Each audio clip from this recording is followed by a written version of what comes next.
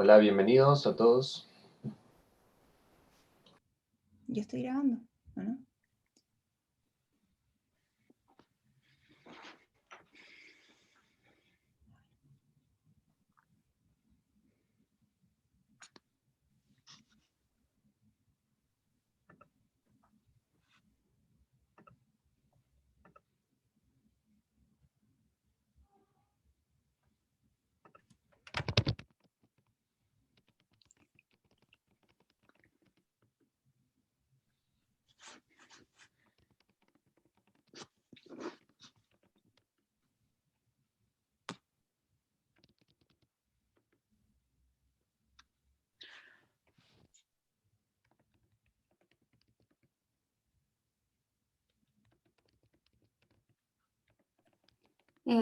Fernanda, ¿Sí? dice que no estás grabando, así que prueba de nuevo porque me había aparecido el círculo. Sí, es que a mí me sale en la pantalla recording, arriba. Sí, es que esa soy yo en la versión que va a quedar original, entonces. Perfecto. Ya, dale. Ahí sí, ¿o no? Ahora sí, ya. Ya. Bueno, a todos los que se conectaron es solo para una prueba técnica para tener la grabación en español. Así que, Fernanda, si quieres ya puedes comenzar la actividad, ya tenemos casi 200 personas conectadas. Ya. Hola a todos, bienvenidos a nuestra ya tercera versión de nuestro ciclo de charlas Mujeres en Ciencias Cognitivas. Hoy día tenemos a una invitada muy especial, la doctora Luis Jupil. Hoy día Luis nos va a hablar de cómo se estudia actualmente el aprendizaje de nuevas palabras en los bebés, y esto haciéndolo desde una perspectiva de observación de la conducta y mediciones del funcionamiento cerebral. Y va a compartir los resultados de sus nuevas investigaciones, de sus nuevos estudios, de cómo los niños van aprendiendo el lenguaje, van aprendiendo nuevas palabras a partir de la interacción con sus cuidadores. La doctora Luis Jupil es doctora en Ciencias Cognitivas de la, no lo puedo decir en francés, pero École Normale Supérieure de París, en Francia, y actualmente está terminando un postdoctorado en la Universidad de East London, y acaba de ganar, puedo decirlo, ¿no? Acaba de ganar un premio para ser investigadora para el gobierno francés, que es un cargo muy codiciado y muy difícil de obtener. Así que es un lujo que tener a Luis hoy día con nosotros para que nos cuente los resultados de sus nuevas investigaciones. Así que bienvenida, Luis. Cuando quieras puedes empezar.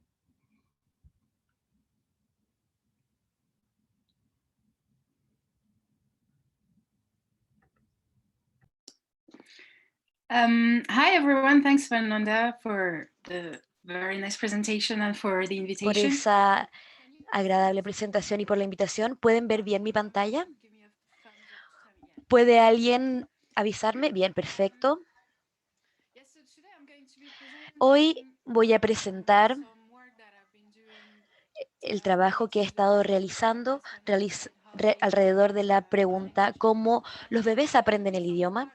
Y habrán algunas partes donde estaré hablando de investigaciones anteriores.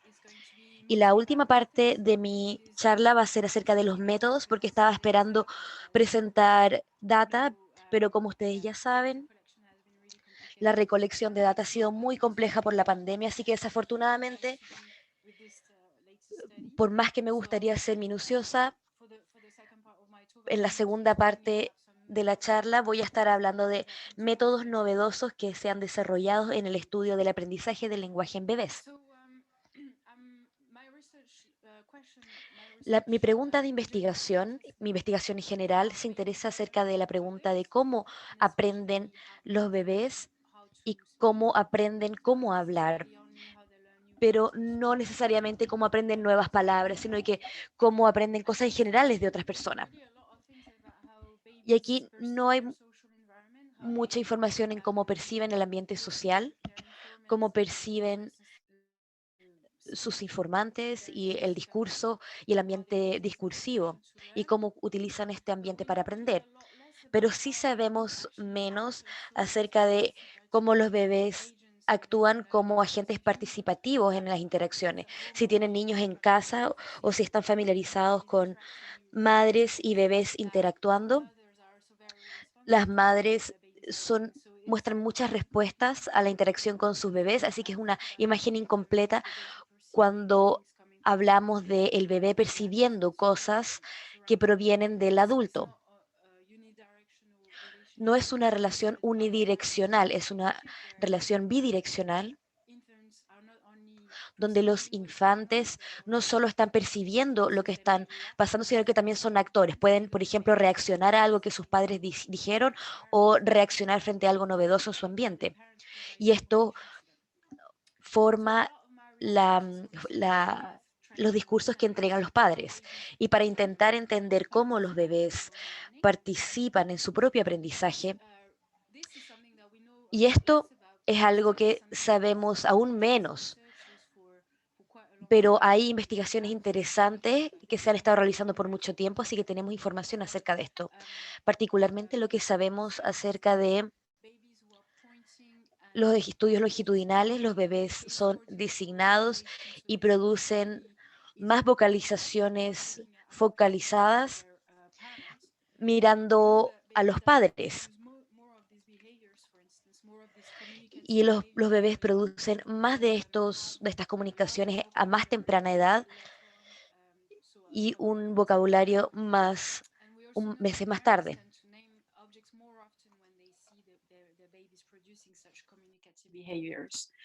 And more recently, other studies in the lab have shown that when babies receive new information after Y cuando los pointing bebés reciben nueva información después de conocer este objeto novedoso, esto puede ser porque cuando estamos comunicando están más motivados para aprender y, por ejemplo, aprenden una nueva etiqueta para un objeto de mejor forma, por ejemplo, cuando están experimentando o cuando hay una nueva etiqueta para otro objeto. Ahí se presenta un comportamiento comunicativo. Algo interesante de mi investigación es por qué los niños hacen preguntas en primer lugar. Por ejemplo, cuando vocalizan acerca de un nuevo objeto y por un par de años es que los bebés producen comunicación porque están intentando identificar cuando hay un objeto que no han observado antes y lo identifican, por ejemplo, cuando no saben lo que es.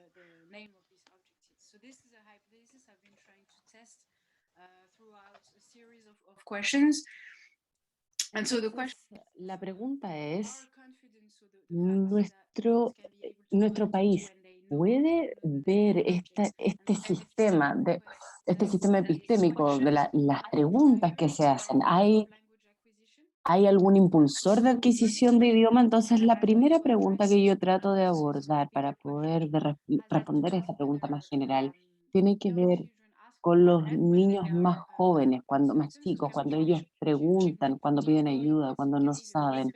Ellos ahí van desarrollando un comportamiento comunicativo. Entonces, para poder testear esta idea, lo que hice fue estudiar. Estábamos invitando a bebés para que fueran parte de un estudio.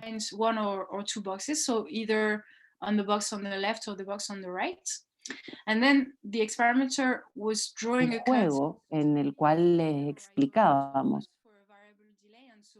When the toy was hidden for a short delay, it was easy to remember where the toy was, but when the curtain was closed for a longer period, it was harder, and babies were maybe more uncertain about the toy location.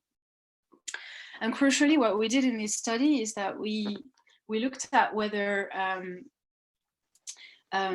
babies would be more likely to ask their caregiver for help when they had forgotten. Los bebés intentan comprometerse y entrar en una interacción con el adulto. Por ejemplo, en este grupo de bebés estaba haciendo estas tareas de forma independiente, así que solo podían podían entender una instrucción y después otro grupo de bebés que apuntaban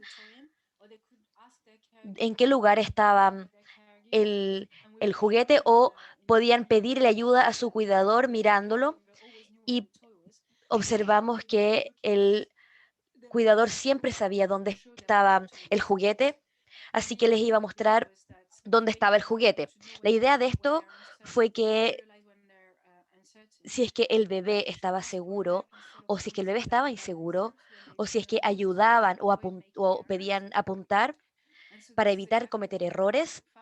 Y esto es exactamente lo que encontramos en este estudio. Aquí vemos el porcentaje de respuestas que el bebé hacía con la caja correcta o incorrecta, correcta a la izquierda, incorrecta a la derecha, y se observó un grupo que también pidió ayuda y estos cometieron menos errores al pedir ayuda, porque en vez de apuntar, estaban pidiendo ayuda. Esto sugiere que estaban evitando cometer errores pidiendo ayuda cuando sabían.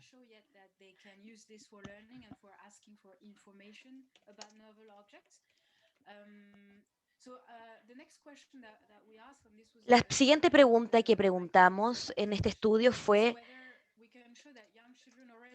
es si es que pudimos ver si es que los niños pudieron entender cuando procesaron el lenguaje, los niños ya se sentían más seguros acerca de sus decisiones. Para hacer esta pregunta hicimos un estudio en el cual tuvimos niños mayores, 2 años, 2 años y medio, que aprendieron palabras nuevas de forma novedosa. Esto fue una señora que nombraba objetos en una forma no convencional. Por ejemplo, para los bebés hablantes nativos del inglés, este se llamaba, por ejemplo, esto es una pelota, y también se veía en otra condición de una forma no tradicional. Por ejemplo, esto es un perro, mientras jugando con la pelota. Y esto creaba condiciones que el bebé potencialmente podría sentirse inseguro con respecto a lo que está diciendo, si es que es incorrecto, o quizás está hablando otro idioma.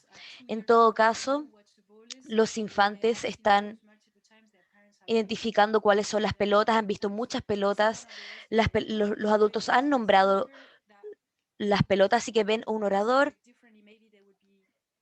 que quizás se siente inseguro acerca de lo que está diciendo el adulto. Y lo que estaba haciendo aquí la persona es enseñarle nuevas palabras a los bebés, por ejemplo, animales nuevos. Esto es un danu, el orador diría, esto es un danu. Y de esta forma podíamos medir cuánto pueden retener los bebés estas palabras nuevas, cuánto el orador era confiable o no confiable. Y para hacer esto, utilizamos el paradigma de contención visual para ver dónde el bebé estaba mirando a todo momento. Y lo que hace es que el bebé está viendo, en primer lugar, esta interfaz, la imagen de un perro o la imagen de un plátano. Y el orador en la misma voz diría, ¿viste el perro? Y podemos medir si es que el bebé mira más al perro que a la banana, que al plátano. E hicimos esto incluso cuando sabíamos que el bebé ya sabía al estar expuesto a estas palabras, porque los padres dijeron que pensaron que el bebé sabía estas palabras, el niño sabía estas palabras. Pero también hicimos esto con las palabras nuevas para el Danu y otras palabras para que los bebés aprendieran palabras nuevas. Y al medir dónde miraban los bebés en estas interfaces, podemos medir si es que han aprendido los objetos nuevos o si es que están entendiendo lo que está diciendo el orador. Si es que dice perro, ¿viste el perro? Pero lo que hicimos después en la segunda fase fue que el ítem ahora estaban escondidos y el orador decía, viste al perro, y ahí podíamos ver si es que el bebé podía anticipar que el perro iba a reaparecer versus la primera presentación. Y esto alude a si es que el bebé entiende lo que está diciendo el orador. Si es que van más hacia la ubicación donde se presentaba el perro anteriormente, y más importante, esto nos indica qué tan persistente es la decisión de mirar hacia el lado izquierdo aquí. Cuánto persisten en esas opciones si es que imaginan que el perrito va a aparecer o en el lugar incorrecto donde estaba la banana o el plátano. Lo que encontramos para objetos conocidos como plátano y perro es que los bebés efectivamente miran más hacia el lugar del objetivo, incluso en la condición que el orador era confiable y no confiable, ya sea confiable o no confiable, no cambia su interpretación o si es que van a mirar hacia el perro cuando escuchen la pregunta vista al perrito. Pero crucialmente lo que encontramos es que persisten de forma diferente en sus alternativas en las dos condiciones. En la condición confiable, después de decidir de mirar a la ubicación correcta, persisten más en esa opción y que en la ubicación incorrecta, así que pudieron indicar que estaban en el lugar correcto o incorrecto y poder evaluar la conciencia de su decisión cuando el orador era menos confiable. No pudieron hacer esta distinción, así que persistieron en la misma cantidad de tiempo si es que fuera su opción correcta o incorrecta, lo que nos muestra que estaban confundidos si es que el orador mencionó cuando el orador es poco confiable. Y esto hace que cuestionen el significado de la palabra, pero nunca vacilan en su interpretación. Lo que encontramos también en estas pruebas novedosas fue que,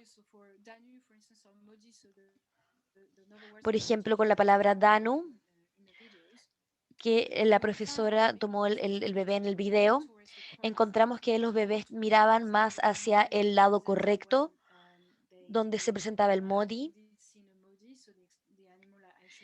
donde sí vieron el modi, el animal que habían visto antes. Así que reconocían la referencia de las palabras tanto en la conexión confiable y no tan confiable, independiente de las condiciones. Y crucialmente lo que encontramos aquí en persistencia, cuánto los bebés persistían en su opción, es que aquí no diferenciaban entre lo correcto y lo incorrecto, y no habían diferencias en las condiciones confiable o no confiable.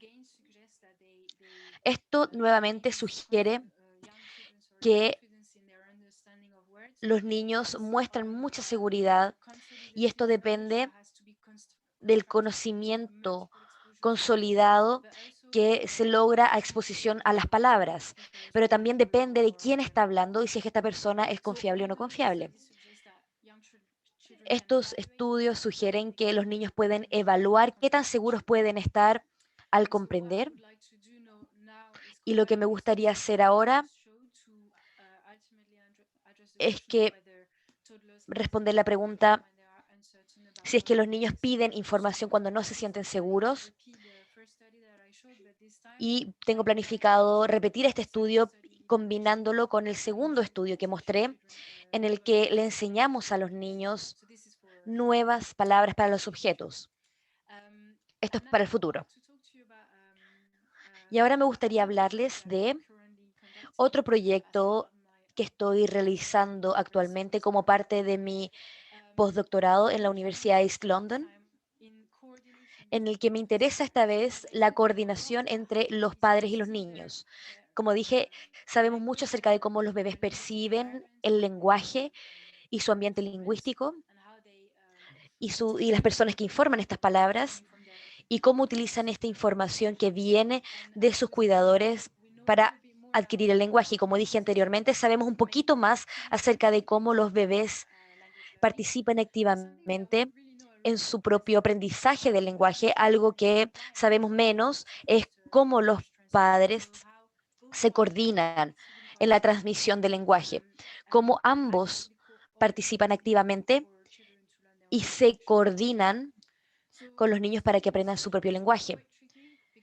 Estudiar estas preguntas es complicado porque requiere moverse desde el individuo de comunidad de análisis a que en vez de considerar a uno de los socios, vamos a considerarlos a los dos al mismo tiempo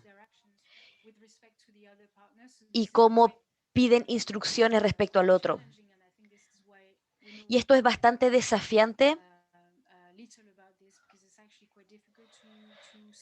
porque esto es bastante difícil de estudiar. Y esto es lo que estoy intentando hacer ahora en este estudio. Principalmente voy a revisar el método porque creo que el método es bastante interesante en sí mismo, porque es bastante novedoso y lo encuentro interesante, aunque no hayan resultados todavía.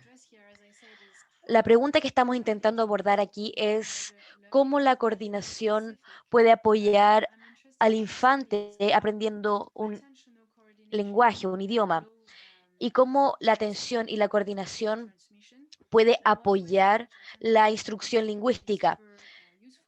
En una forma, creo que esta transmisión, esta coordinación puede ser una de las formas en las cuales los infantes pueden recurrir a referencias verbales. Este es un problema clásico que los aprendices enfrentan cuando tienen que aprender un nuevo idioma, que es su idioma nativo, o palabras nuevas. Y si escuchan otras palabras, tienen que encontrar cuál es la referencia, dónde puede estar esta referencia y se puede ver agrupado. Y hay muchas referencias potenciales que pueden corresponder a estas palabras.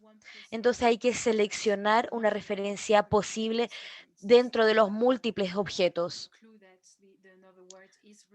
Si es que tienen alguna idea de a dónde se refieren estos objetos. Esto se puede hacer de una forma como aprenden los niños. Después de interactuar con los objetos en sí mismos, se selecciona en una escena, por ejemplo, un auto de juguete, y si es que sus padres son sensibles a esto y entregan información acerca de estos objetos, esto es una forma de coordinación en los cuales los infantes seleccionan objetos específicos y los padres entregan más información. Y esta forma de coordinación tiene el potencial de responder dónde están las referencias y cómo aprenden los bebés nuevas palabras.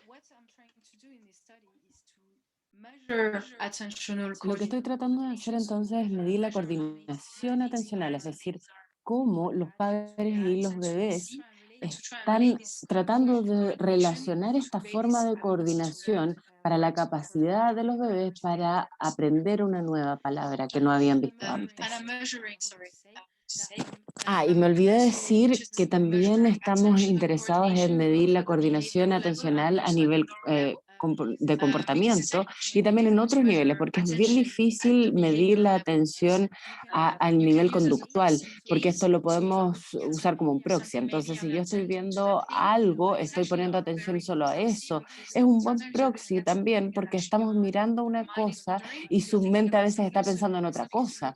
Entonces, no porque usted esté mirando algo, le está poniendo atención a eso. Entonces, su atención podría estar en otro lugar.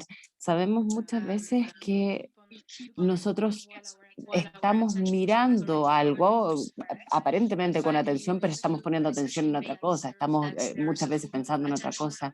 Y los bebés tienen esa inercia atencional. Entonces ellos miran un objeto, pero no significa que estén poniendo atención. Antes de mover los ojos, también ocurre un fenómeno de inercia atencional, y especialmente en los bebés. Por lo tanto, es bien interesante utilizar otras medidas para tratar de encontrar otras medidas también de atención. Y estas podrían ser medir señales electrónicas en el cerebro eléctrica en el cerebro como para poder ver qué está pasando con una electroencefalografía, porque hay marcadores de atención que nos podrían dar más pistas para este método. Especialmente nosotros vemos que hay un aumento en la conexión que se produce en el lóbulo prefrontal. Eso pasa en adultos y también en bebés. Eso podría ser una buena forma de medir la atención en los bebés y también en los adultos. Entonces, lo que estamos haciendo acá en estos estudios es que estamos midiendo con el electroencefalogramas a los bebés y a sus mamás. Están jugando con juguetes nuevos. Podemos ver lo que pasa acá con ellos. Y estamos seleccionando a la mamá y a este niño. Ellos dicen que no han visto este juguete antes. Entonces, antes de que vengan al laboratorio, yo les doy una encuesta a los papás con muchas palabras y les pido a los papás decir qué palabras creen ellos que sus hijos conocen y cuáles no conocen todavía. Por ejemplo, una palabra que nunca habían visto en su vida. Esto, por supuesto, que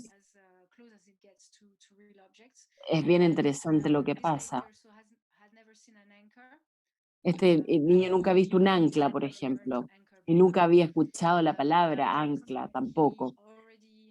Por otra parte, él ya había escuchado gato y la mamá pensaba que ya sabía lo que significaba gato y también perro. Entonces seleccioné elementos que sabía y que no sabían y otros que ella sí sabía, que la mamá había dicho que sí sabía, como perro y gato. Y lo que los padres y los bebés hacían era que jugaban con los objetos, simplemente pensaban interactuar con ellos de una forma bien natural, y los padres se les pedía que trataran de comportarse de la forma más normal posible.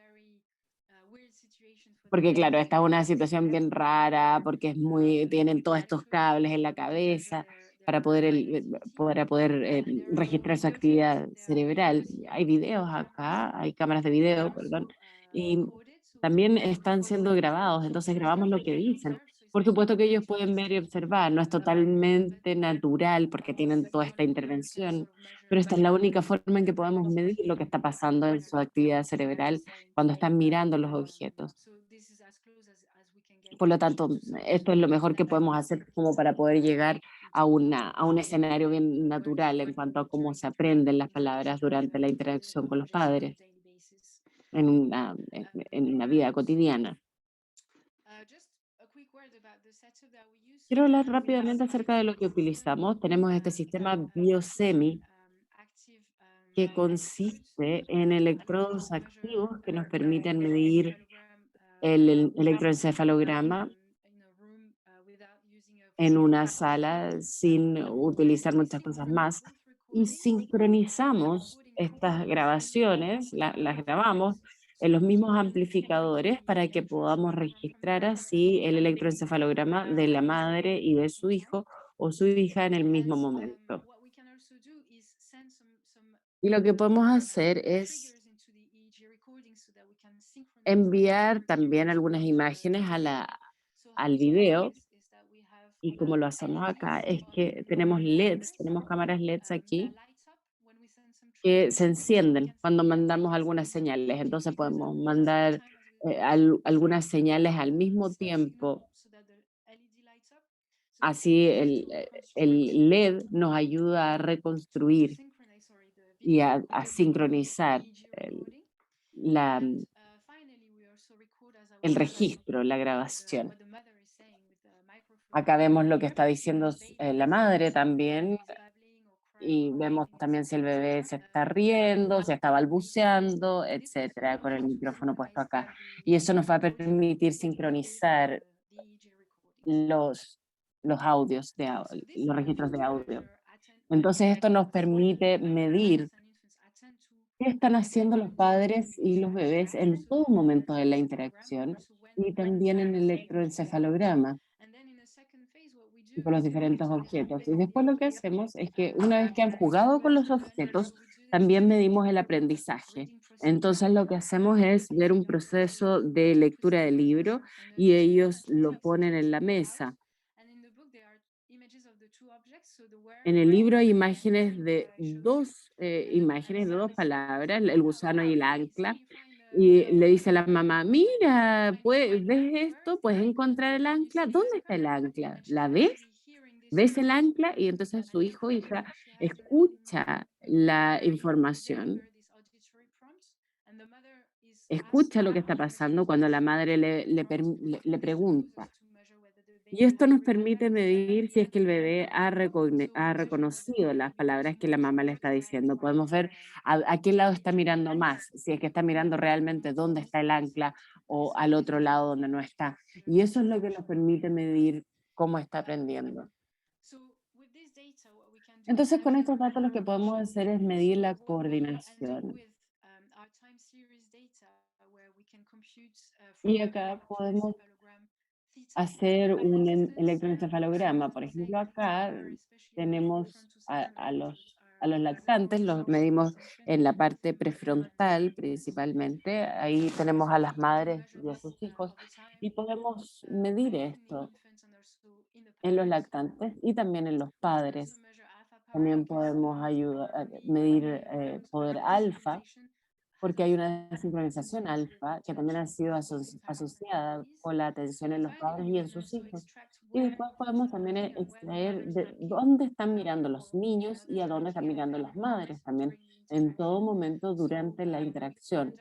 De esa manera vamos a poder tener este tipo de gráfico donde podemos ver dónde estaba mirando el niño en cada parte, si estaba mirando el objeto o no, de acuerdo a lo que le decía la mamá acá, si es que estaba mirando a otra parte, a otro lugar. Y también podemos hacer esto con los padres. Entonces eso nos permite medir la coordinación y también ver el nivel de comportamiento. Acá podemos ver si los padres están mirando en otro lugar o si están mirando al objeto. Acá ambos están mirando los objetos y están poniendo atención. Entonces podemos identificar dónde los padres y los hijos también tenían más coordinación y a dónde estaban poniendo más atención en cada momento. Esto tiene que ver con las medidas y con las barreras. Acá podemos medir las relaciones de coordinación para cada objeto, para cada par de objetos. Entonces, para medir el aprendizaje, lo que podemos hacer es medir similarmente al estudio que les mostré inicialmente con los informantes. Podemos ver el momento en que el bebé mira el objeto antes de que el padre o la madre mencione el objeto y después. Acá podemos darnos cuenta de que esto mira más al lado cuando el objeto venía después de que los padres mencionaban el objeto. Y eso sugiere que reconocen el objeto. Esto está dividido para objetos familiarizados, que están familiarizados con los que el bebé está familiarizado, los que son nuevos. Parece que este bebé había aprendido los objetos nuevos porque miró más a los objetos objetivos, entonces estaban más familiarizados. Parece que este bebé había aprendido ya los objetos.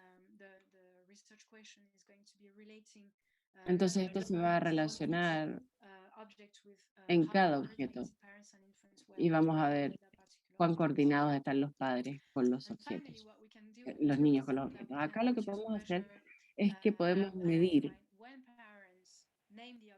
cuando los padres nombran el objeto durante la interacción. Los padres nombran los objetos en momentos específicos de la interacción, entonces esto de nuevo es un ejemplo para solo un bebé. Y lo que nos vemos acá es la proporción de miradas de los lactantes que los padres estaban nombrando. Entonces el bebé estaba interactuando con el objeto, es decir, interactuar significa mirar al objeto o tocar el objeto o tratar de alcanzar el objeto cuando está mirando al padre o cuando está mirando algo más. Aquí los padres estaban mirando hacia los padres en rojo, en verde el niño estaba mirando a otra parte y en gris el bebé estaba mirando a otro objeto. Esto tiene que ver con el momento en que la madre nombra el objeto. En este lugar se nombra el objeto cuando el bebé está interactuando con el objeto, tocándolo, mirándolo, alcanzándolo. Entonces acá están tratando de nombrar el objeto más mientras se está mirando el objeto. Y acá también tiene que ver con nombrar el objeto después de que el bebé lo había mirado. Entonces, una respuesta al bebé cuando mire y se involucra mirando. Podemos ver entonces que hay un aumento de miradas hacia los padres antes de que el padre o la madre mencione el objeto. Esto tiene, ahí vemos la diferencia cuando el bebé mira el objeto cuando mira a otra parte. Y en contraste, estos padres casi nunca me nombran el objeto cuando el bebé mira para otra parte y tampoco nombran el objeto cuando el bebé estaba mirando a otro objeto. Entonces, esto es solo un ejemplo de un padre o una madre y un bebé. Y por supuesto también podemos computar todo esto para cualquier par de objetos. Acá vamos a ver la precisión con la cual los padres nombran el objeto cuando los bebés miran hacia ese objeto comparado con cuando miran a otra parte. Y esto realmente tiene un impacto con lo que el bebé va a hacer para poder aprender este nuevo objeto, este nuevo nombre de objeto. Y bueno, esto es todo lo que tenía porque, como les decía, no tengo muchos datos, así que en realidad no puedo compartir tanto más con ustedes. Quizá podría volver en otro momento para poder contarles acerca de lo que pasó con este estudio. Y bueno, muchas gracias por su atención.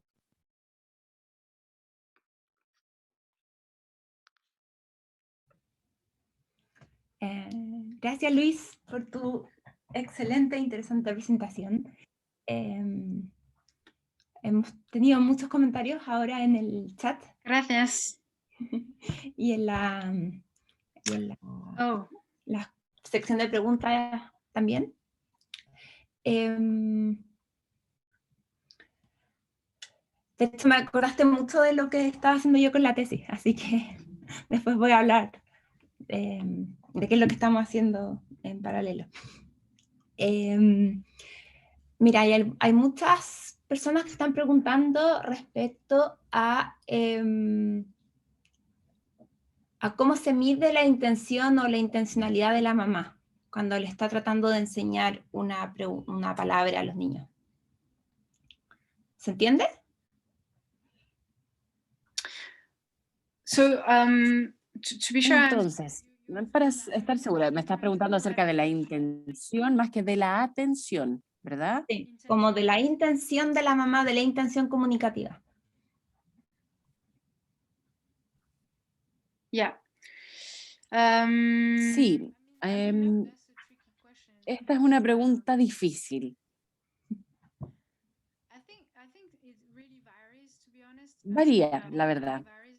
Me parece que varía mucho de persona a persona. Hay madres de diferentes backgrounds, entonces tenemos a madres que son, por ejemplo, profesoras, y ellas nombran los objetos de una manera muy distinta a las madres de otras áreas. Y yo he notado eso porque me interesa muchísimo en entender la variabilidad, de dónde viene la variabilidad en cuanto a cómo los padres nombran el objeto. Así que yo, en realidad, eh, eh, hay ejemplos que no son tan buenos. Ahora, por ejemplo, estoy trabajando con un grupo, con uno de los, con un bebé, uno de los primeros padres que llegó con su bebé. La verdad es que él sabía cómo mencionar el objeto para que su bebé aprendiera el objeto. Así que él lo nombraba de una forma en especial cuando estaba tratando de enseñar algo. Pero hay una variabilidad muy amplia. Muchos padres no le ponen atención a eso para nada. Entonces nombran los objetos de diferente manera y la verdad es que los bebés no están mirando para nada. Ellos, algunos saben cómo atraer la atención de sus bebés para el objeto. Entonces, hay muchas intenciones que son distintas en cuanto a nombrar los objetos. En la coordinación, por supuesto que hay una intención que va a variar. No mido eso yo podría hacer algunas entrevistas cualitativas después de los estudios para preguntarles a los padres qué estaban tratando de hacer en tal o cual momento. Y quizás eso nos podría dar una pista un poquito más clara de cuál es la intención que tiene cada uno. A través de la coordinación podríamos adivinar cuál fue la intención, pero esta la verdad que es un proxy bien suelto todavía.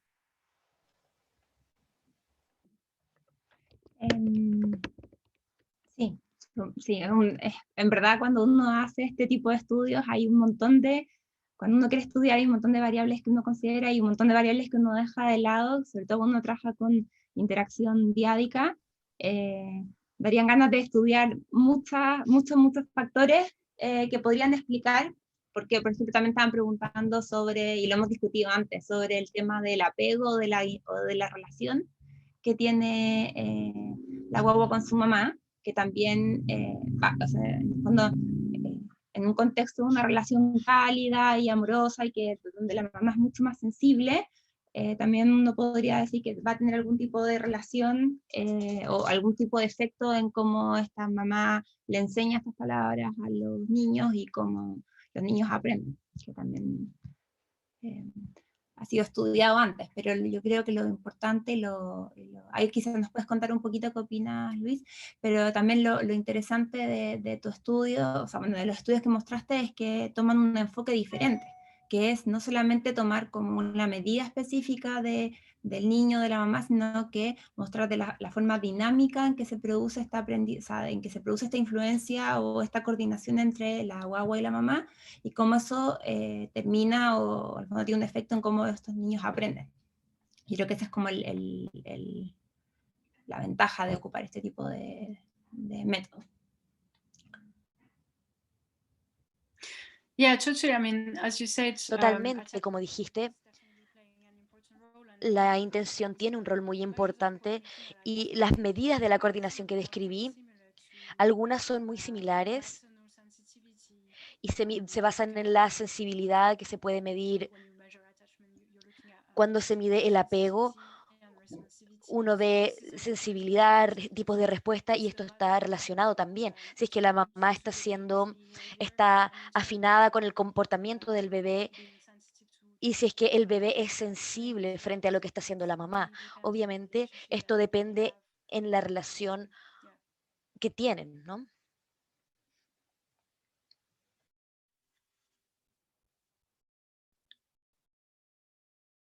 Sí, claro. A ver, también preguntan, a ver qué otra. Bueno, preguntaron si el apego se consideraba como... Ay.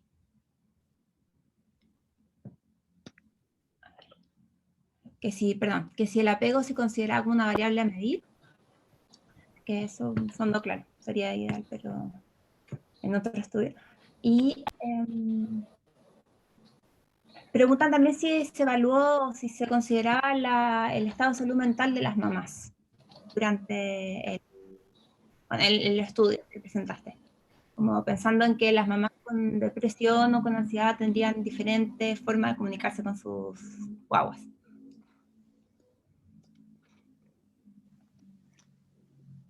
Yes, that's a really good Sí, question. So, esa es una muy buena pregunta.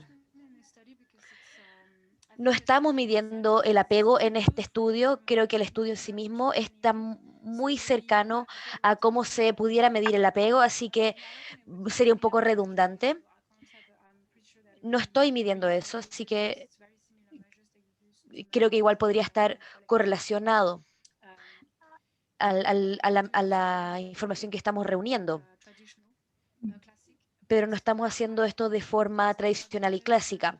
Estamos juntando información acerca de la salud mental de las madres, específicamente porque ahora en la pandemia los padres están muy estresados y ansiosos y algunas mamás también están muy deprimidas. Entonces varía mucho esto en la muestra. Hay mamás que se encuentran muy ansiosas, así que lo estoy midiendo con escalas PHQ-9 y otras, así que puedo ver que hay una relación entre el estado mental de la mamá y cómo se coordina con su bebé. pero no estoy tan segura de que habrá más variabilidad en la muestra porque siento que hasta el momento las mamás están muy estresadas. Así que vamos a ver qué pasa. Gabriel, ¿tú querías hacer una pregunta? Sí, hola Luis, ¿cómo estás? Good. How are you? Bien, ¿cómo estás tú? Bien, yo tengo una pregunta retomando lo que señala Manuel Montemurro en la sección de preguntas, si en el fondo la coordinación de la diada, eso no natural o cuán naturalista, en el fondo cuán recreada experimentalmente o natural es. Y me tomo ese comentario para preguntarte lo siguiente, si los procesos de coordinación o sincronía en esta metodología EEG, en el fondo consideran la posibilidad de que la coordinación esté desfasada, es decir, que no sea momento a momento, sino que sea en respuesta de uno de los participantes de la interacción. Estoy imaginando lo siguiente, un niño se coordina con una madre o una madre se coordina con un niño en sincronía o en respuesta a los movimientos desfasados en el tiempo. Es decir, me coordino dado que la madre realizó un movimiento o una acción un segundo antes y eso hace que yo en el segundo después esté coordinado, como Fernanda Prieto lo ha explicado en algunas presentaciones, como una danza en el fondo. Si has considerado esa noción o no en el tiempo y si eso puede tornar más naturalista o ecológico el contexto de investigación en EEG dual. Gracias.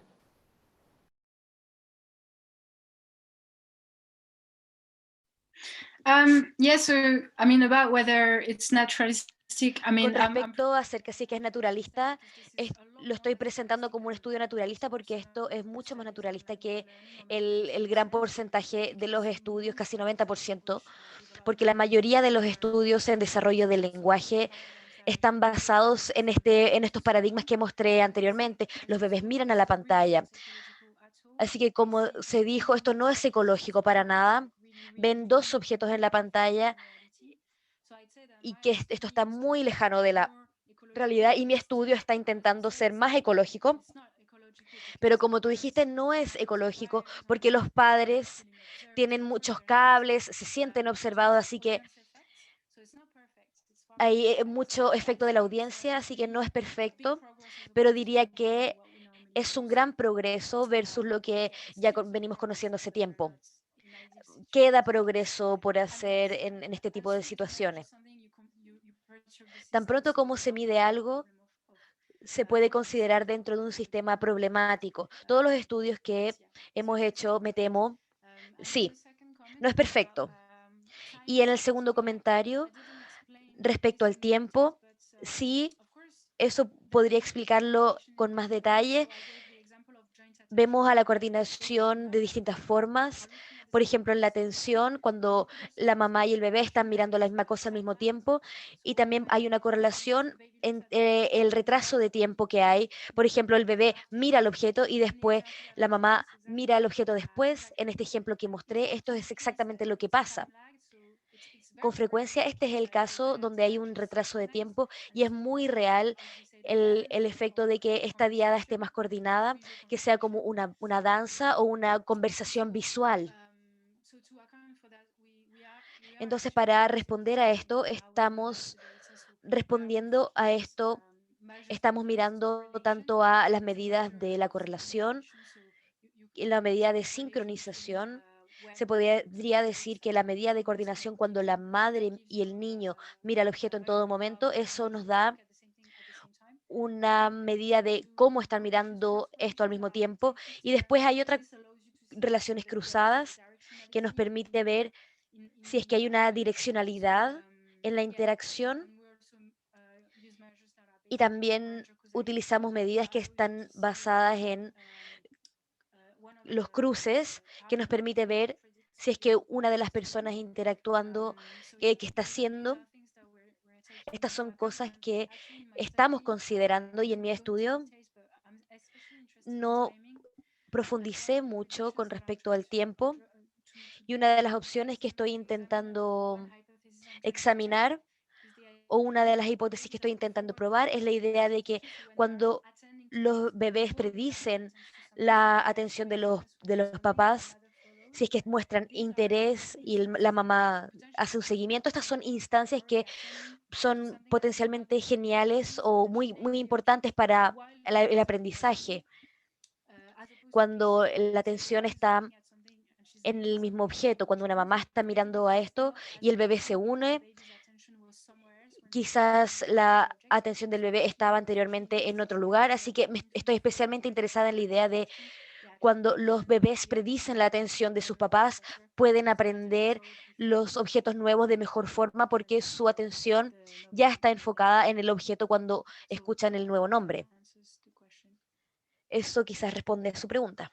Gracias. Fernanda. Sí, bueno, ya estamos casi en el tiempo. I think there's a question. Oh, sorry. What? No, I see some questions. Creo que hay algunas preguntas que quizás no tenemos tiempo, no sé. Quizás podemos tener un minuto más, una pregunta más. Si tú eliges una, ¿tú tienes acceso ahí? ¿Puedes ver alguna?